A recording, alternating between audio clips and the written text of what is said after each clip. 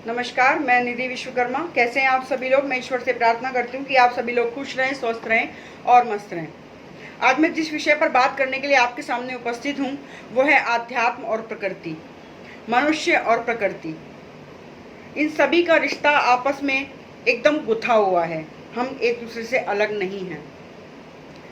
हमारा पंच तत्व या हमारी पृथ्वी या हमारा मनुष्य का शरीर, ये सभी 5 तत्वों से मिलकर बना है, जिन्हें हम पंच महाभूत भी कहते हैं। वो हैं वायु, अग्नि, आकाश, पृथ्वी और जल।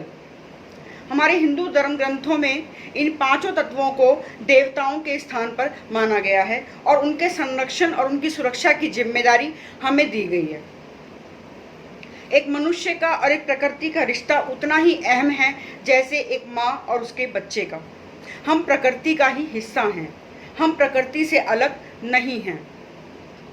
हमारे ऋषि मुनि, हमारे वेद ग्रंथ, ये सब बहुत ज़्यादा शोध और अनुसंधान के बाद कुछ निष्कर्ष पर निकले। तब उन्होंने हमारे आध्यात्म में प्रकृति को जोड़ा। उन्होंने हमारे पूजा पाठ से, हमारे 30 त्योहारों से प्रकृति को जोड़ा, ताकि प्रकृति का संरक्षण निरंतर होता रहे। हमारे 30 त्योहार जैसे मकर संक्रांति, होली, दिवाली, छठ पूजा और भी ऐसे बहुत सारे त्योहार प्रकृति संरक्षण के लिए ही मनाए जाते हैं, या कहीं ना कहीं उससे प्रकृति जुड़ी हुई है। ऐसे में मनुष्य आध्यात्म के नाम पर प्रकृति की पूजा करता है। लेकिन अब बात आती है कि हम आध्यात्म के नाम पर आज क्या कर रहे हैं।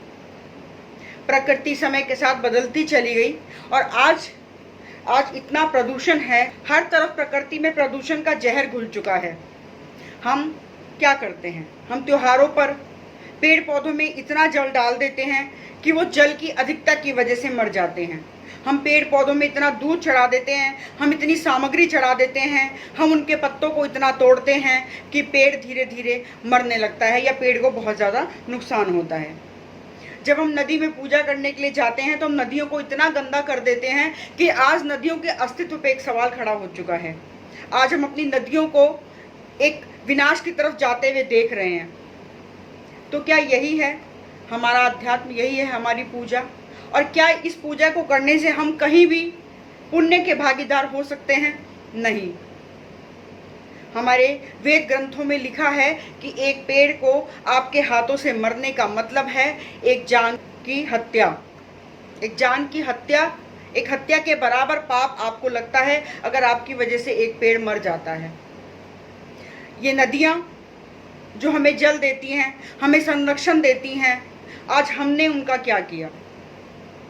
तो अब समय है बदलने का, फिर से एक बार अपनी परंपराओं और अपनी मान्यताओं को बदलने का, जो पीछे से चली आ रही हैं उन चीज़ों को बदलने का। क्योंकि अब प्रकृति का वो रूप नहीं है। उस समय प्रकृति स्वच्छ हुआ करती थी, आज प्रकृति में जहाँ देखो वहाँ प्रदूषण है। तो ऐसा क्या किया जाए कि जिससे हमारी पूजा भी हो जाए और हमारी प्रकृति को नुकसान भी ना हो? तो चलिए एक नई शुरुआत करते हैं। हम बेलपत्र के पौधे तोड़ने से अच्छा है कि बेलपत्र का एक पेड़ लगाएं। हम नदियों को गंदा करें उससे अच्छा है कि हम नदियों की सफाई करें। हम जीव जंतुओं को मारें उससे अच्छा है कि हम जीव जंतुओं का संरक्षण करें।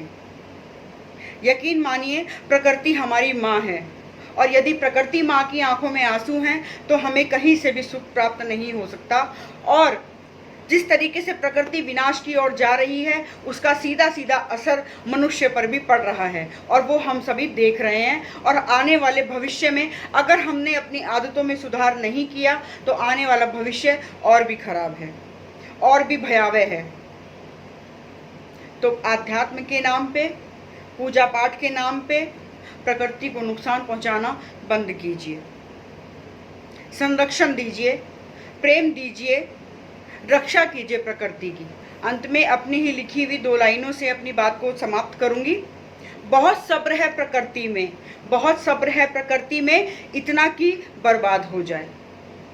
बहुत क्रोध है प्रकृति में, बहुत क्रोध है प्रकृति में, इतना कि बर्बाद कर जाए। तो प्रकृति के क्रोध से बचिए, प्रकृति के विनाश से बचिए, प्रकृति को संरक्षण दीजिए। यदि प्रकृति है तो हम हैं।